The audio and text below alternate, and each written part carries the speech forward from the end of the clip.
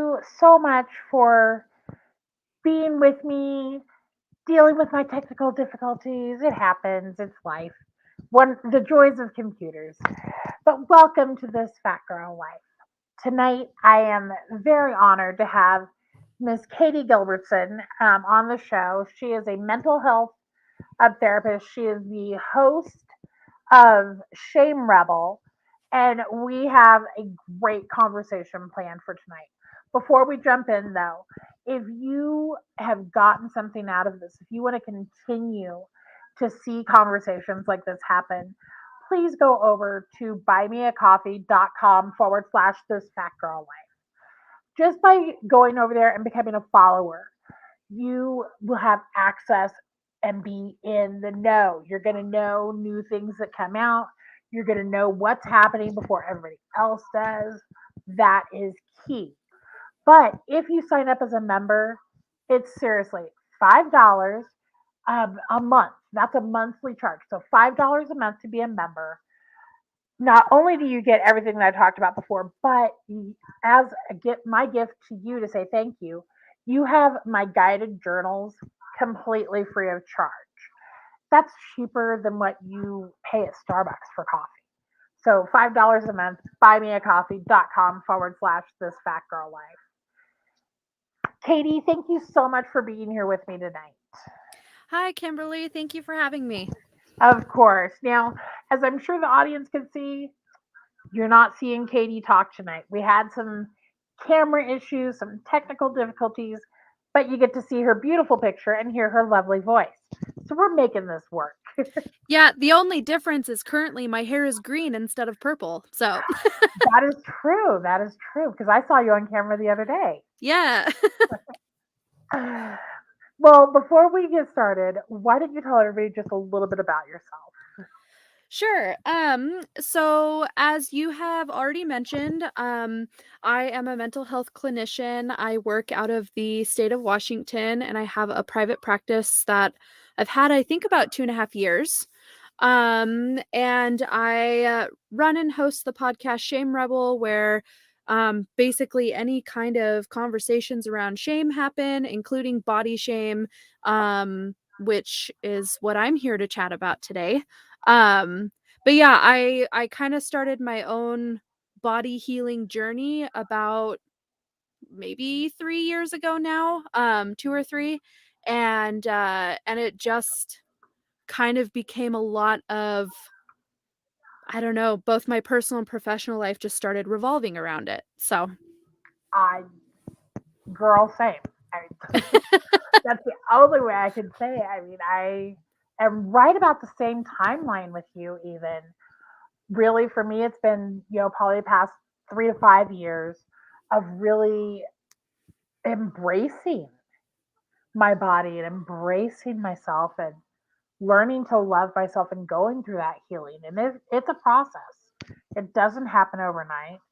But now, I mean, even watching movies or anything like that, like I find a self dialogue going on mhm. of, you know, I just watched a TV show a couple weeks ago. I binged an entire season of this show and I was like, okay, this is a really good part, but this not so much because this is the message that it sends. And I find myself doing that constantly. Yeah, it's like once you see it or hear it, you can't unsee it or hear it. And I do Mm. the same thing where I'm like, I'll even watch shows that I have seen before and notice like a lot of maybe the body shaming or just like negative dialogue around larger characters and things like that. And it's like I didn't even notice. Oh, I probably noticed it, but I just internalized it. So, Well, and I think it's one of those things of you don't know until you know. Like, mhm. and I think that's a societal thing in so many areas. You don't realize how wrong it is until you learn how wrong it truly is. Mhm. Because I've done the same thing. Like, I'm rewatching Orange is the New Black right Mhm. now. Love that show, by the way. Love. Ah. But I'm catching little things this time around that I didn't catch before. Yeah. And I find myself focusing so much more on it. And my husband and I even have conversations about why something would be wrong, or why this makes you know somebody feel a certain way, and it pulls out a certain emotion. Mhm. And I don't think people realize how wrong some of those things truly are, how damaging they are. Sure. Well, yeah, especially if we're just taught the whole time pretty much as we're growing up, the majority of us anyway, have been taught to, feel shame about those things or kind of go with the social norm, I suppose. And then Hmm. once you actually allow yourself to start questioning that, it can feel really, I mean, it feels really freeing, but then it also comes with what you're talking about of this like, "Oh man, I've been doing that and believing that for so long," and there almost has to have this, like, grief and loss piece to it around like, "Oh, I have to completely unlearn a lot of what I thought I knew." Yep, 100%. And so, that's a lot of what we're talking about is, that body shaming aspect. Not only does it, do we feel that from outside forces, but it is so internal. Mhm. It is so internal. I remember growing up, and I don't think I ever even, it was a conscious thing, but I don't remember really ever standing in front of a mirror. Yeah. You It's know, Yeah, I well, and in other places I've talked about this, like, anytime I try to recall, like, the earliest memory I have of a message or a moment where my inner critic showed up, it stops at, like, middle school, high school, like, I can't think further back. But I have no mhm. doubt that, like, I was already receiving those messages before then. Yeah, I would agree with that, and I say that because it's the same. You know, I I do have I remember some of it further back than that, and that has to deal with a lot of my own personal trauma that I dealt with growing up. But and it's and so much of it is there are so many outside forces that aren't even negative about you specific, but it growing up especially. I'm 46. Back in the 80s, you didn't have any type of really plus size representation Mhm. to teach little girls that it's okay, to teach young women that it's okay.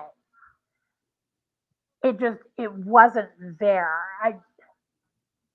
I think I could count on one hand how many plus size role models were really there that I could see on a movie screen or on the TV or hear on the radio, because it just didn't exist.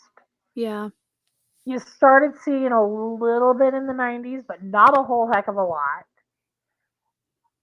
And really, it's not till, here recently in the last 5, 6 years that I've really seen it grow. Yeah, same. I mean, so I'm 30, so I was a 90s baby, and same thing, like, again, I feel like I just don't have clear memories of that because I wasn't taught to question that or to wonder why there wasn't, like, representation.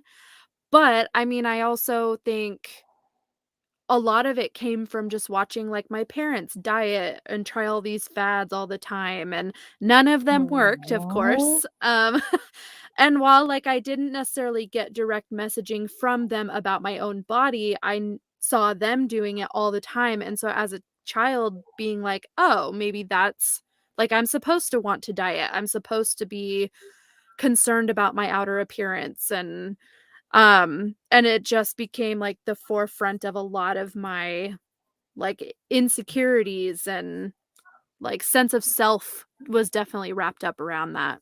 Oh yeah, and those commercials, Yeah. they were on TV, radio, newsprint, magazines, Mhm.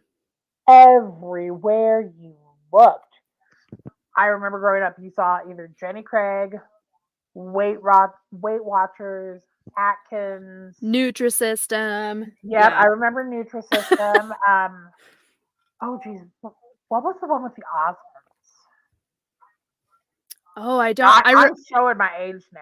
No, I remember that commercial though, because I remember them on there, but yeah, I don't remember the the one.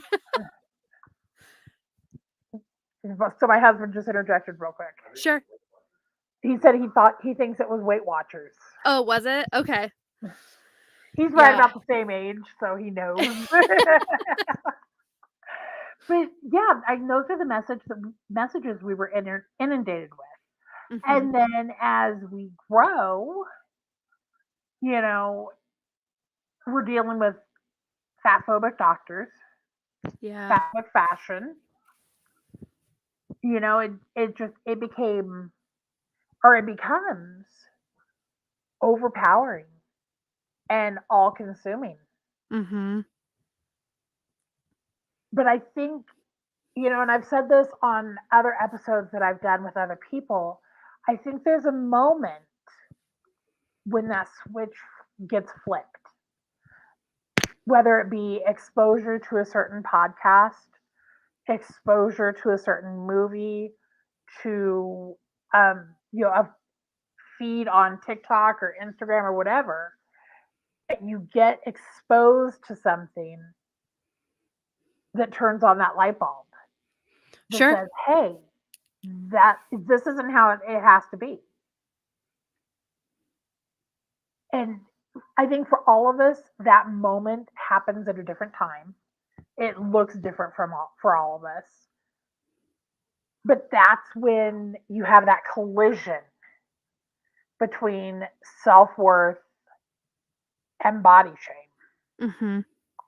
And it's almost like two cars colliding head on because there's an impact.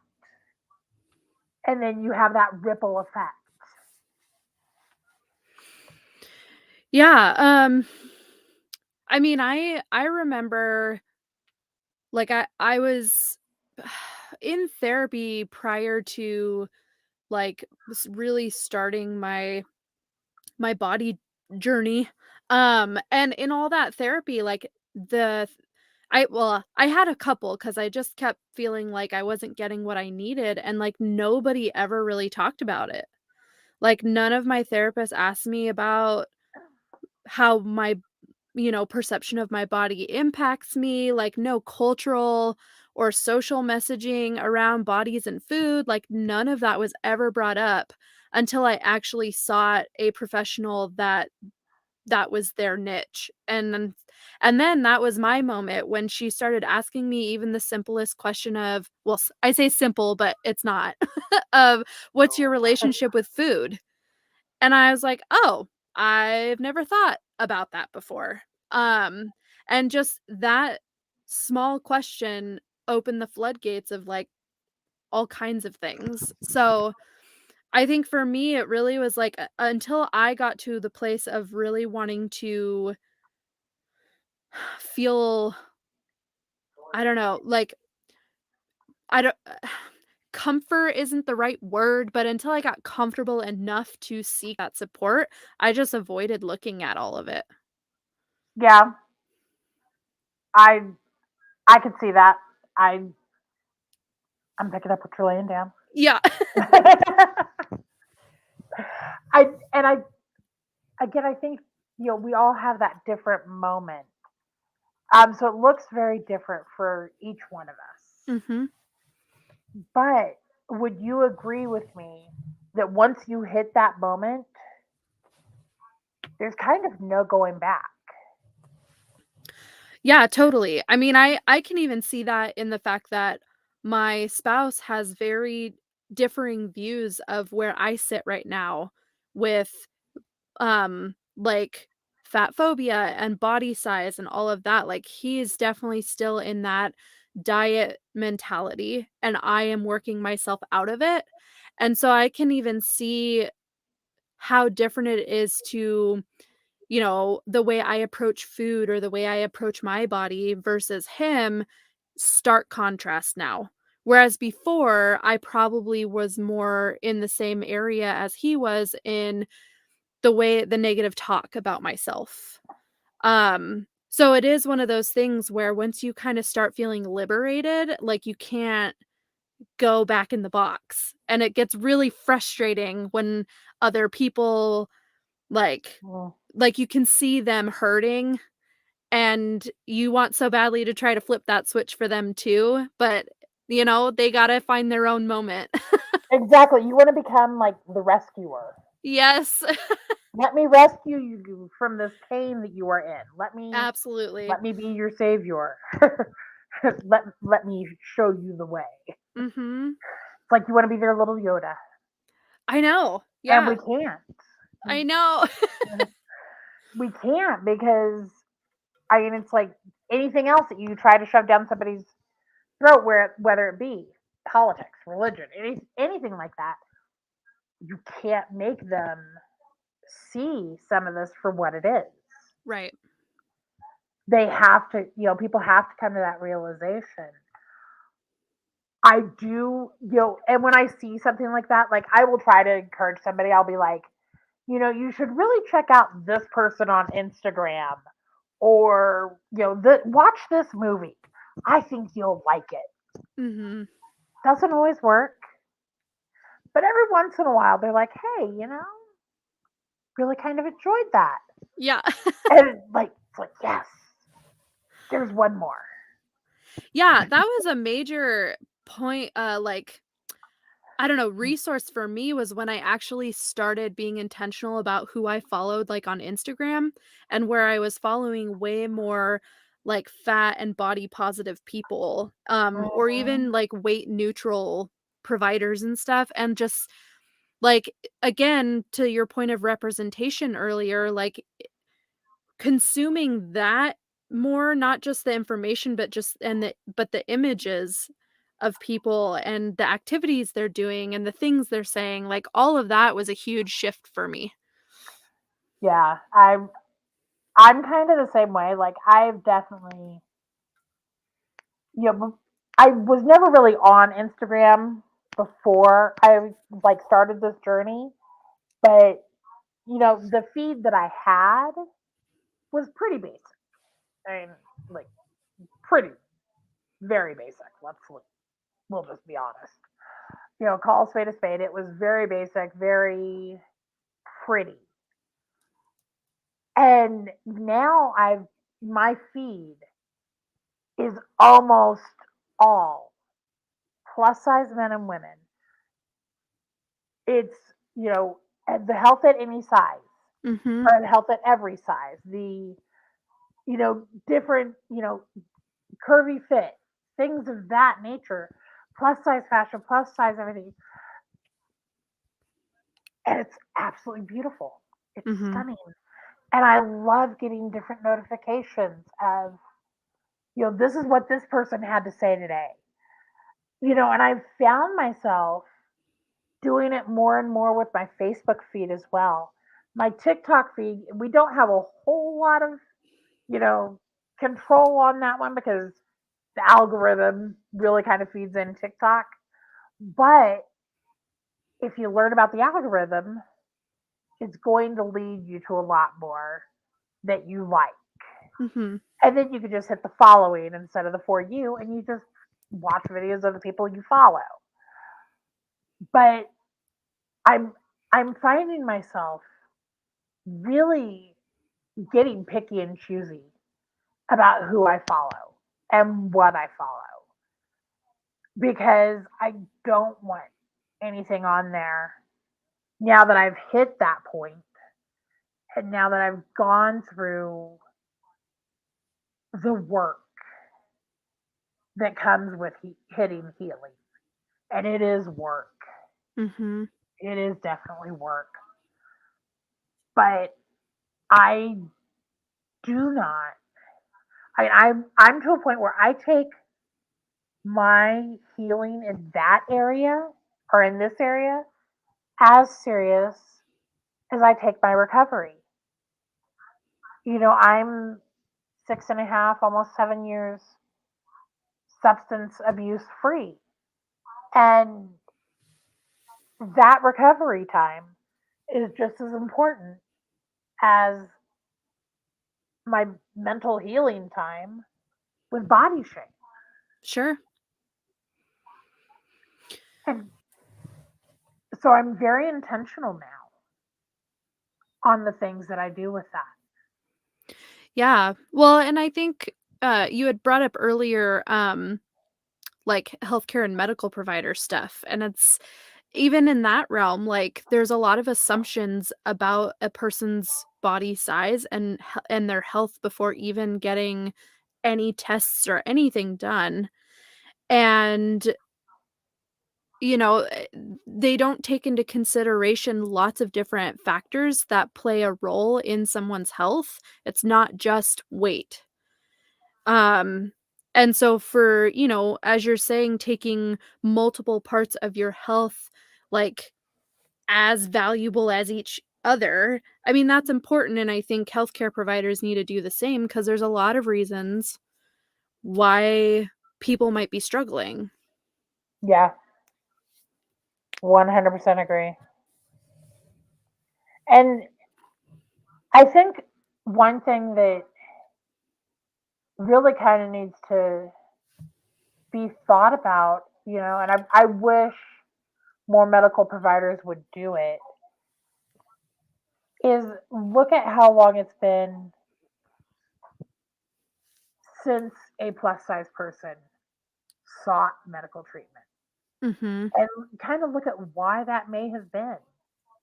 Because using myself as the example, I have an amazing doctor right now. I love everybody in that doctor's office that I've dealt with. But before finding that physician, I did not have a primary for 6 years Yeah. because I could not, I felt bad about myself every time I left the doctor's office. Mhm.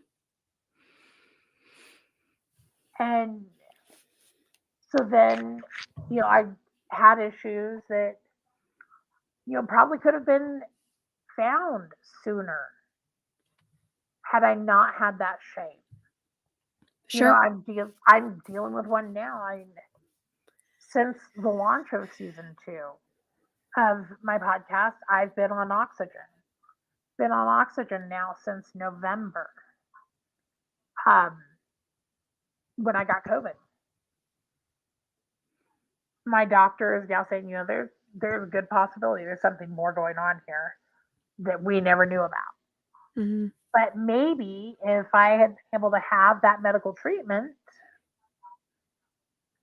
this would have been found sooner. Sure.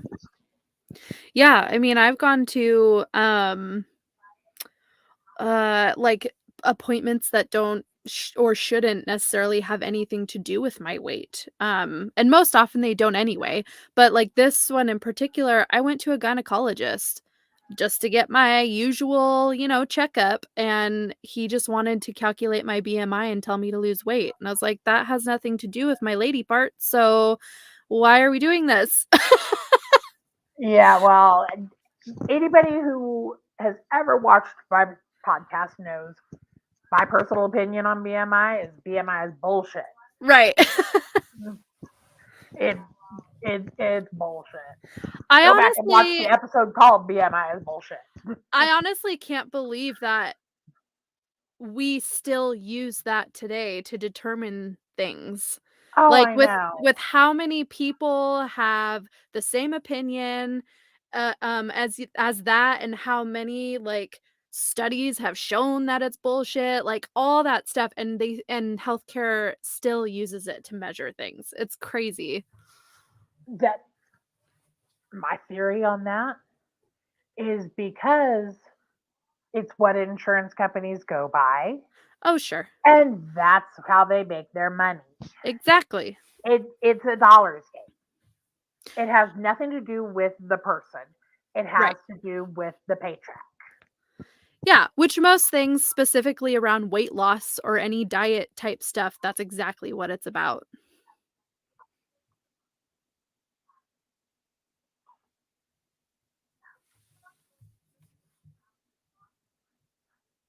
Okay, so sounds Am like I here? okay, you're here. Okay. I saw your face look a little confused. So Yeah, like I wasn't hearing anything, but my husband is watching on his phone, oh, and I can okay. hear you on his phone. So I was a little confused. Not hard to do. But yeah, it's a dollars game. That's Right. all it is, in my opinion. And it's one of those things where I said what I said. Yeah. No, I totally agree. It's the same thing in the mental health field. Um like facilities anyway, not necessarily private therapists, but inpatient facilities and whatnot, sometimes they'll do that too, where it's about getting their money and not necessarily getting like a holistic health, wellness, well-rounded care for people. God, that's a shame. It really Yeah. is because there are so many men and women. There's so many people that are going without Mhm. proper treatment because of these standards. And I hate that. Yeah. Yeah, Yes. I worked at an inpatient facility. It was for pretty severe mental health and then substance use recovery, and there were moments where we were accepting patients that probably needed a different level of care, but they needed to fill their beds, so they took them, and it just didn't, it didn't either work for them or they left before they finished the program or whatever, and it was very hard to stay at that and work at that place and see it happening. So, Well, Katie, I want to thank you for coming on and having this conversation with me. I think that there are definitely some amazing takeaways. And, to anybody who is watching, hearing this while it's live or at another time, I would love for you to comment and let let me know what your biggest takeaway from this conversation has been, because I could name probably 20 of them right off the top of my head. So I would love to know what other people are taking away from this conversation. I am going to be back next week with another amazing guest, have another amazing conversation. But Katie, before we go, I have one final question for you. sure. And I ask questions like this of all of my guests at the end of my episodes. It's one of my favorite parts.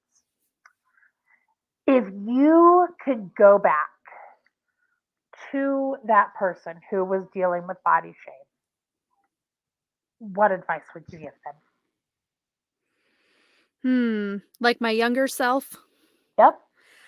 I would probably tell her that her worth as a person and as a partner is not determined by her body size, and that she will be successful in life no matter how big or small she is. Love that. 100% love that. Well, again, I want to thank you, Katie, for being here with me. I hope you have enjoyed this as much as I have. Yes, thank you so much for having me. Of course, of course. You guys, I will see you next week. Stay happy, stay healthy, stay safe, and remember how loved you truly are.